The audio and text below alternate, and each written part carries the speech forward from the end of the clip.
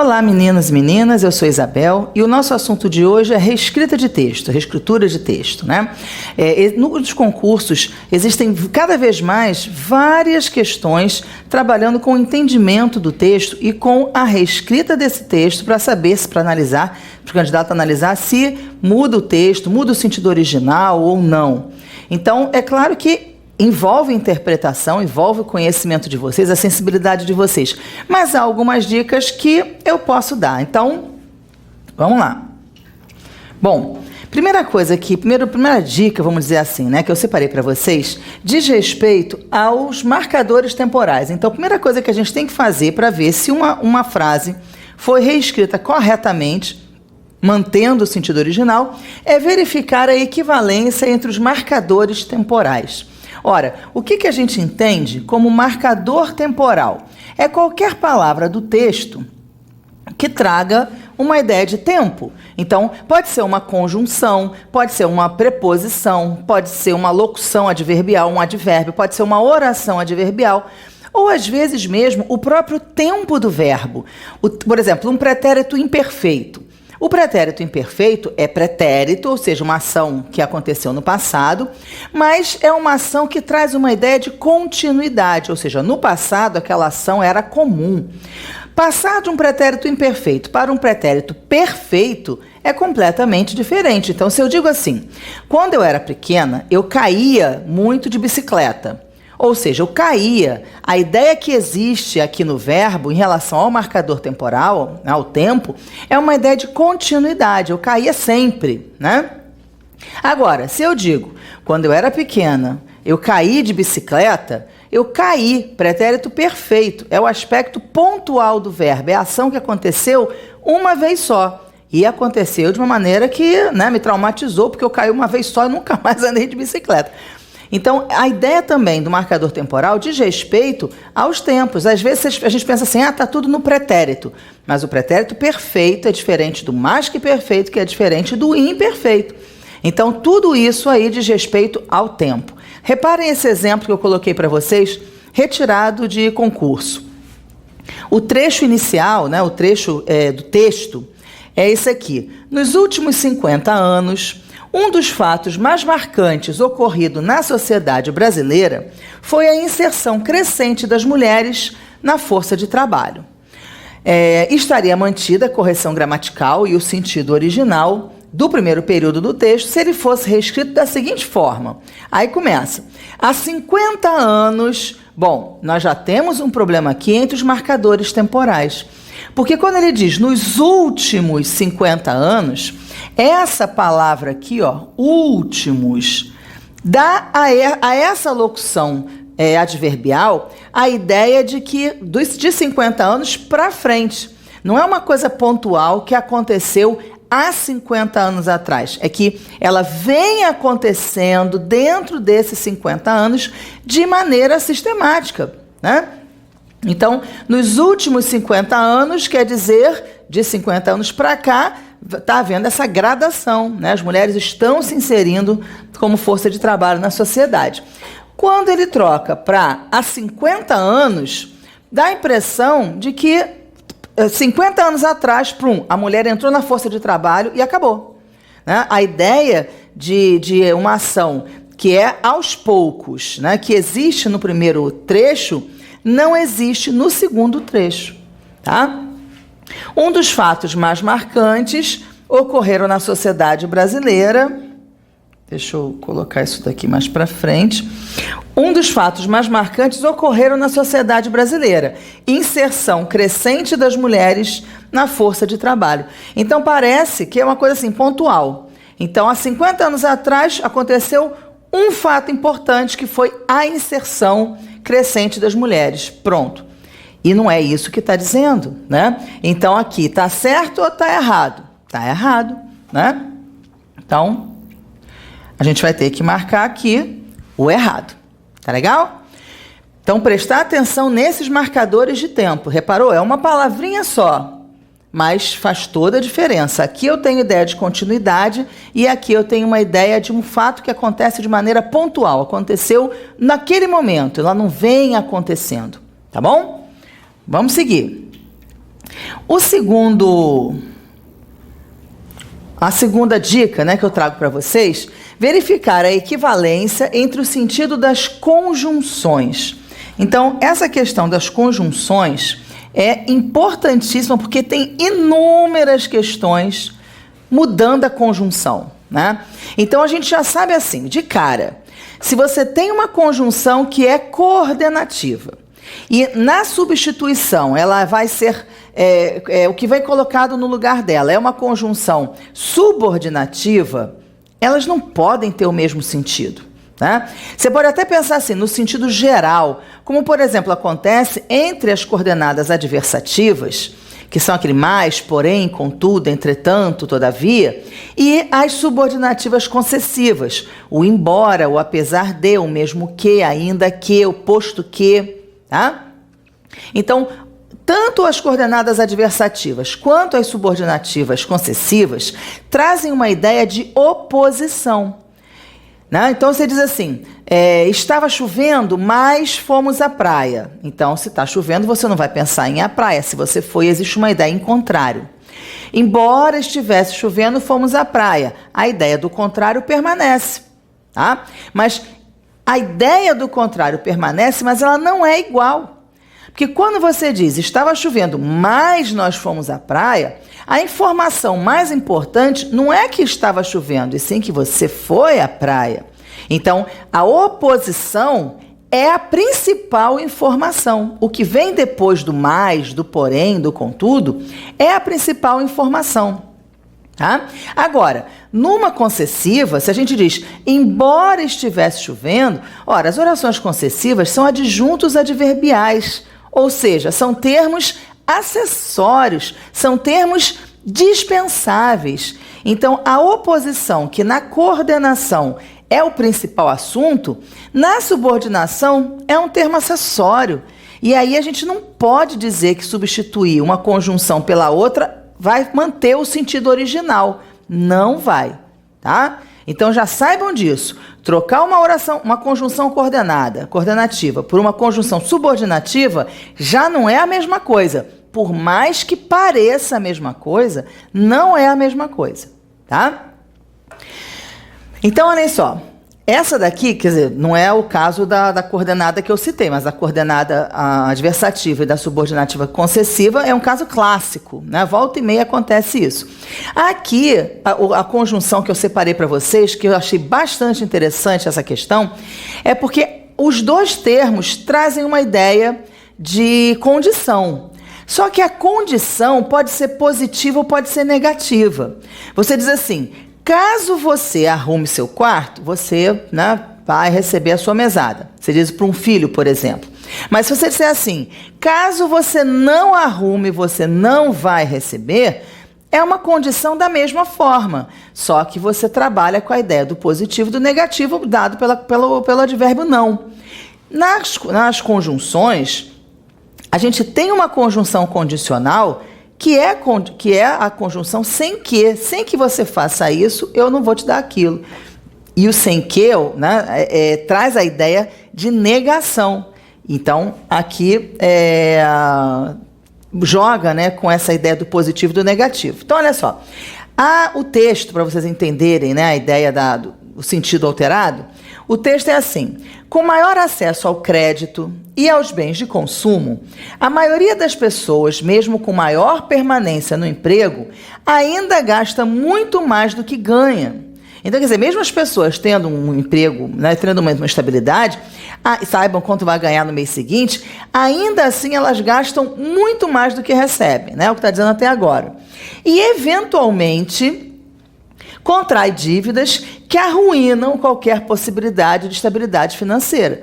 Quer dizer, você faz uma prestação que não cabe no seu salário, não tem como pagar, e aí você não consegue reequilibrar, não é uma coisa de um mês, né? Às vezes é uma prestação de um ano inteiro, você vai ficar um ano inteiro endividado.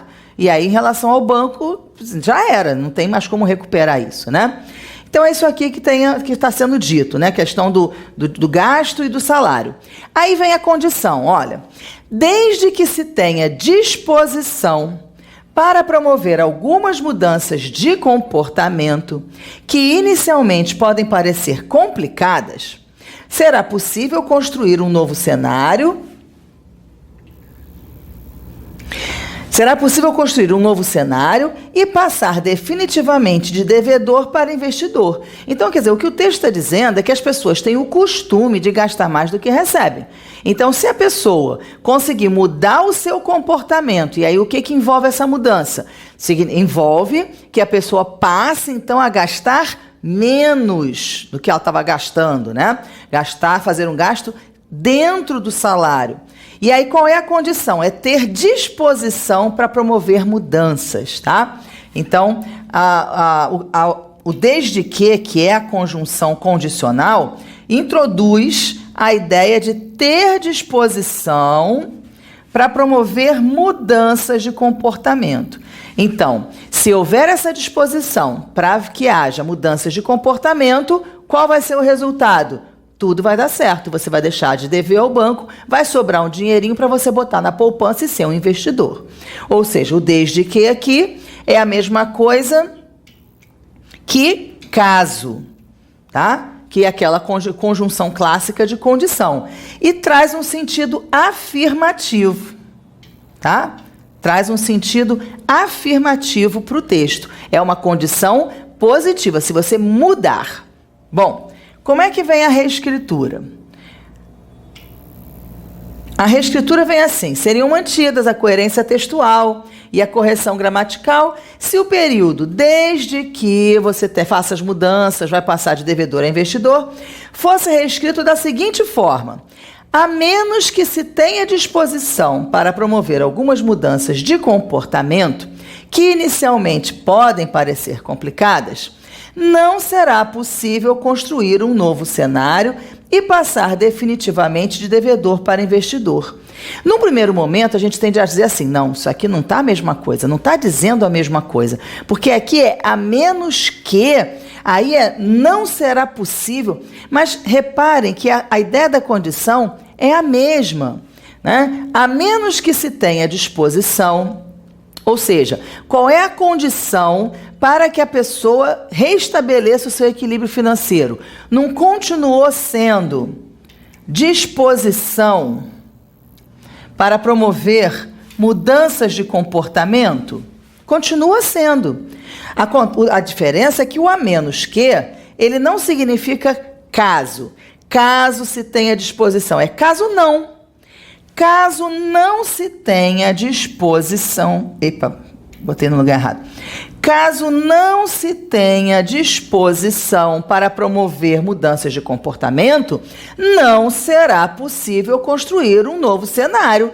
Não é isso? É. Ou seja, a menos que traz uma ideia de negação, de caso não. E aí o não tem que aparecer aqui também. Quer dizer, se você promover mudanças, vai mudar o seu cenário financeiro. Se não promover mudanças, não vai alterar o cenário financeiro, tá? Então, o que se fez aqui foi uma afirmação que era positiva e passou a ser uma afirmação com negação, com a ideia do não. Mas a ideia da condição, qual é a condição? Haver mudanças. E qual é o ganho para isso, a consequência?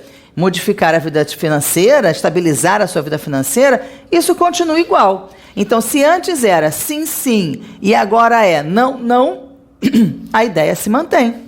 Então, a reescritura está certa? Tá certinha.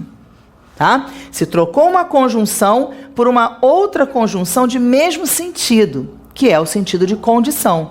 Então, o que vocês têm que ver nessa avaliação é se essa conjunção com sentido negativo concorda com esse advérbio de negação aqui. Então, a condição é não, é negativa, o advérbio negativo tem que aparecer, né? Se o advérbio for o positivo, caso, o se, né, o desde que, aí não pode ter advérbio de negação. Então, é sim com sim, não com não.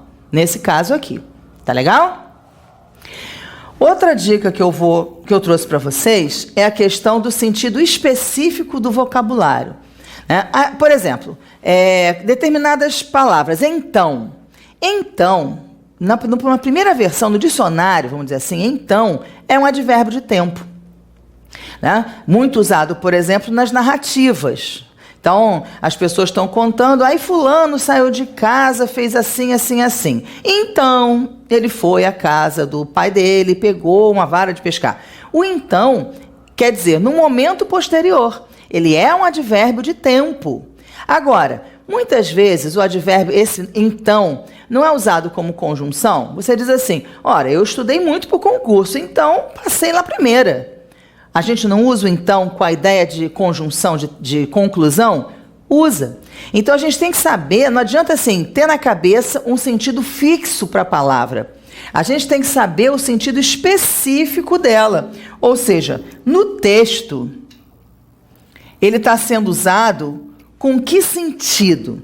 O então no texto é adjunta adverbial de tempo? É um marcador discursivo? É uma conjunção conclusiva? Então, a gente tem que ler o texto para poder identificar. É o caso do daí, que está ali, olha só. Existiam cédulas na China no ano 960. E aí é interessante porque, na maior parte dos concursos, os textos são adequados ao cargo, né? Então, quer dizer, um texto que fala sobre cédula, sobre dinheiro, sobre moeda, sobre papel, só podia sair de uma questão para concurso para contador, né, do Banco do Brasil. Então, é isso mesmo. Existiam cédulas na China do ano 960, mas elas não se espalharam para outros lugares e caíram em desuso no final do século XIV. As notas só apareceram na Europa e daí para o mundo em 1661, na Suécia. Então, e daí para o mundo? Olha, esse daí aqui que é o objeto da pergunta. O elemento daí foi empregado no texto como sinônimo de então. Ora, fora do texto, a gente até pode dizer, daí fulano fez tal coisa, daí. Muitas pessoas usam o daí para dar continuidade na narrativa. Você está contando uma história aí, daí, vem uma porção de daí. Esse daí, aí, tem sentido do então.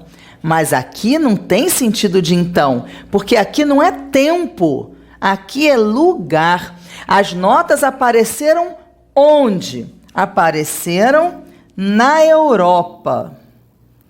E daí, da Europa, então esse daí aqui quer dizer da Europa, e daí da Europa para o mundo. Então o contexto aqui é um contexto de lugar, não é um contexto temporal, não, é lugar. Então, pode ter sentido de lugar? Não. Então, pode ter sentido de tempo. De lugar, não. Então, daí foi empregado como sinônimo de então? Não. É errado. É errado. Tá? Nesse exemplo 2 aqui, atualmente, há 2 Américas Latinas. Ora, o verbo haver, ele tem sentido de existir, né? Quando ele está aqui sozinho, ele tem sentido de existir. Se ele tem sentido de existir, ele nunca vai para o plural, ele não tem plural, ele é um verbo impessoal. Então, a gente já sabedor disso, vê a questão. A forma verbal a poderia ser corretamente substituída por existem. Então, quer dizer, o sentido do haver é o sentido do existir? É. Qual é o referente do haver? Não é o termo 2 Américas Latinas? 2 Américas Latinas é o que há. Então, no caso do verbo haver, esse termo vai ser o objeto direto. No caso do verbo existir, esse termo aqui vai ser o sujeito. Então, se ele vai ser o sujeito, o verbo, a forma verbal, tem que ser existem mesmo, no plural, concordando. Então, repare, é uma questão que diz respeito ao sentido do vocabulário e diz respeito à concordância. Porque se o verbo haver é igual ao verbo existir, o verbo haver não tem plural, mas o verbo existir tem. E ele, por isso, precisa estar aqui. E a gente vai dizer que está certo, ele tem que estar aqui no plural. E está certinho. Tá legal? Bom, vamos lá agora para o outro. Verificar o acréscimo ou a retirada de artigos, pronomes, preposições, advérbios, porque existem determinadas estruturas que mudam o sentido se você mexe num artiguinho. Aí você pensa assim, mas um artigo não vai fazer a menor diferença um artigo, mas ele faz toda e completa diferença. Reparem só, olha, todos os homens. Essa estrutura, todo o, toda a, traz uma diferença semântica, uma diferença, né, de sentido, se a expressão estiver no plural ou estiver no singular. Então, olha só, se a expressão estiver no plural, o artigo é obrigatório. Então, todos os homens, todas as mulheres. Não tem como tirar esse artigo daí. Todos os homens, não tem como. O artigo aí é obrigatório. Agora, quando a gente tem essa expressão todo no singular, há uma diferença de sentido grande se a gente coloca o artigo ou se não coloca o artigo. Qual é a diferença que existe? Vamos pensar assim, toda a casa precisa de reforma. De quantas casas eu estou falando? Toda a casa precisa de reforma. Eu estou falando de uma casa só, não é isso? Como é que eu tenho certeza que eu estou falando de uma casa só? Porque eu usei o artigo no singular. Toda a casa é uma casa só e ela por inteiro precisa de reforma. Se eu tiro esse artigo daí e coloco toda a casa, olha como eu já mudei o sentido. Toda a casa precisa de reforma. De quantas casas eu estou falando? De várias. Toda casa significa qualquer casa. Qualquer casa precisa de reforma, então não é uma em especial, pode ser qualquer uma, podem ser várias, tá? Então, com a expressão, com o pronome todo, no singular, a presença do artigo ou a retirada do artigo faz toda a diferença numa reescritura. Então, prestem muita atenção nessa história, na retirada dos artigos ou no acréscimo dos artigos, porque isso daqui vai fazer diferença, tá? Então, olha o caso aqui. A frase era a seguinte: todos os homens são intelectuais. Pode-se dizer, mas nem todos os homens têm na sociedade a função de intelectuais. Ora, todos os homens são intelectuais, quer dizer, todos os homens têm faculdades de inteligência. Todos eles têm inteligência, são intelectuais, tá? Mas nem todos os homens têm na sociedade a função de intelectuais. Então, o que ele quer dizer com isso? Que todo mundo tem inteligência, todas as pessoas têm inteligência. Mas tem algumas pessoas que têm como função, têm como trabalho, produzir o conhecimento, né? São as pessoas que estão nas academias, os cientistas, os pesquisadores, né? Essas pessoas têm a função de intelectuais na sociedade, elas ganham para fazer isso, tá? Então, existe uma diferença aqui entre todos os homens terem capacidade mental de conhecimento, de adquirir conhecimento, de produzir conhecimento, e outros que têm a obrigação de fazer isso, né? Tem a função específica. Aí, olhem só como é que o negócio é capcioso. O período, todos os homens são intelectuais, poderia, sem que se alterasse seu sentido original, ser corretamente reescrito da seguinte forma. Pode-se dizer que, apesar de não exercer sempre na sociedade a função de intelectual, todo ser humano é intelectual. Então, olha, que todo ser humano é intelectual, todo ser humano, a gente entende. Agora, apesar de não exercer sempre, ele está fazendo essa diferença entre todo mundo ser intelectual, mas ter a capacidade de intelecto, mas produzir o conhecimento, ele nem todo, apesar de não exercer sempre, o intelectual pode escolher, quem tem a função de intelectual na sociedade, pode escolher produzir de vez em quando só. Você pode escolher trabalhar de vez em quando só, se essa é a sua função na sociedade? Não. Então, já tem um problema aí, que é a inserção... Deixa eu ver o azulzinho. É para cá e para cá. Então, apesar de não exercer sempre... E aí já não é o que está dito aqui, olha. Todos os homens tem na sociedade, não é de vez em quando. Esse advérbio aqui não tinha no primeiro, mas aparece no segundo. Já tá coisa errada aí. Outra coisa, vou agora para o roxinho. Ó, mais. O mais é coordenado. O apesar de é subordinado. Ó, já tem problema aí também. Eles não são equivalentes. E, assim, a gota d'água, o que é mais simples. O todo. Olha só. Todo o ser humano. Todo o ser humano. Daquilo que a gente acabou de dizer, toda a casa precisa de reforma. Quantas casas tem? Uma. Todo o ser humano é intelectual. Ele quer dizer que o ser humano inteiro é intelectual. A orelha é intelectual, o nariz é intelectual, o cotovelo é intelectual. O que tem que dizer aqui, o que vai dar a ideia do plural? É a ausência desse o. Se esse o sair, todo ser humano é intelectual, é a mesma coisa que todos os seres humanos são intelectuais. Agora, todo o significa um e por inteiro. Então, tudo errado. A conjunção não é a mesma, a ideia de tempo não é a mesma, e ainda tem aqui a ideia de multiplicidade do ser humano, com todo ser humano, que é quebrada com a inserção do artigo todo o ser humano, que é um só. Tá? Então, já viu, uma porção de troço errado. Mas não parece que é tudo certo? Parece que é igual, e não é. E como é que a gente sabe que não é? Nesses detalhes, prestando atenção nas palavras em especial. Tá bom? A mudança de voz, também a mudança das vozes verbais é bastante usada nesses exercícios de reescritura, porque às vezes a frase está na voz ativa, aí passa para a voz passiva. A gente tem que conferir se os elementos são os mesmos, né?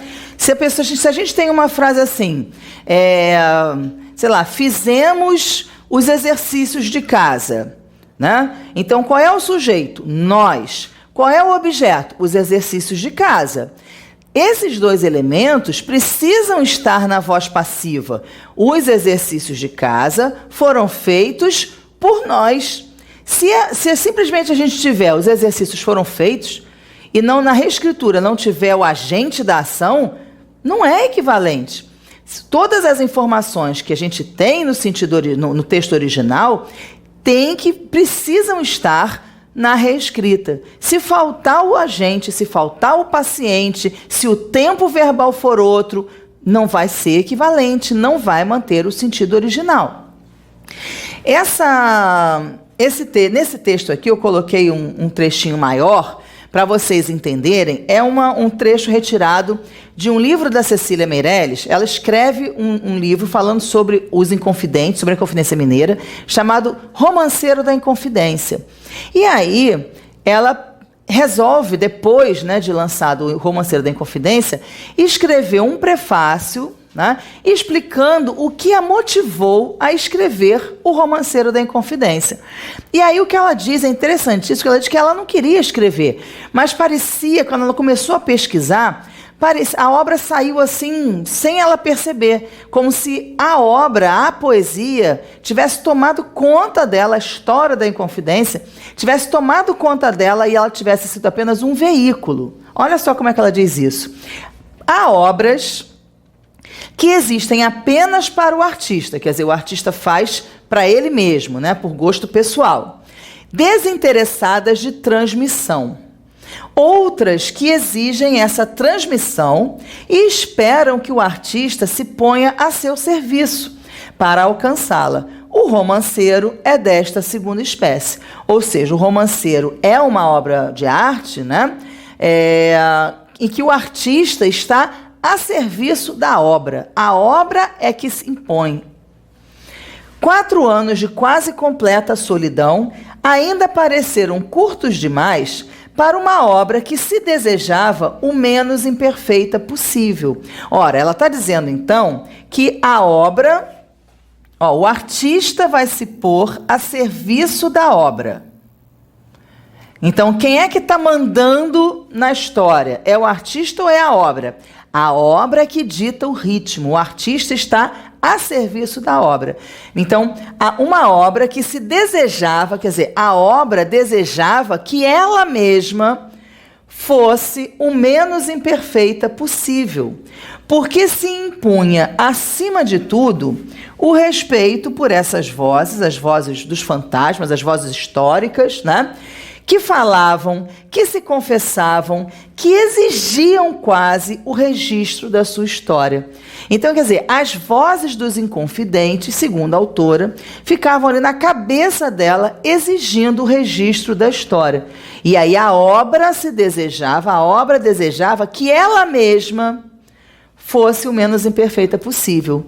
Existe aqui uma ideia, então, de voz reflexiva. Esse ser que está aqui é um ser reflexivo. Ela desejava que ela mesma fosse o menos imperfeita, tá? Bom, qual é a questão que se coloca aqui? O trecho, uma obra que se desejava o menos imperfeita possível, poderia ser reescrito sem prejuízo gramatical ou de sentido para o texto da seguinte maneira: uma obra que era desejada a menos possível imperfeita.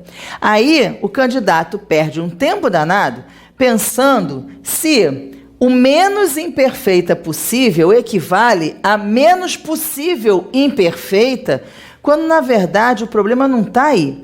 O problema está nas vozes verbais. O problema está... Eita, agora sim. O problema está é que esse se deseja aqui é voz reflexiva. A obra desejava ela mesma perfeita. O mais perfeita ou menos imperfeita, tanto faz. Agora, a obra que era desejada, aí era alguém que desejava, artista ou poeta que desejava que a obra fosse. Não era mais a obra que desejava. Ela era desejada. Mudou. Então, aqui, o termo obra era o agente... O termo aqui, obra, era o... Deixa eu ver, vai ficar verde, né? Vai ficar feio. Vamos cortar tudo. Volta para cá. Isso.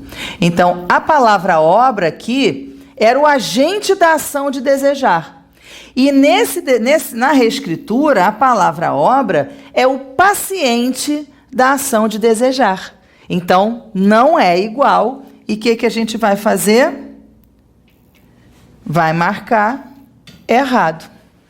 Tá bom? Bom, então espero que eu tenha podido ajudar vocês. Tem uma porção de dicas, já tem uma porção de exercícios para fazer. No site tem uma porção de questões de reescritura. Tá bom? Até a próxima!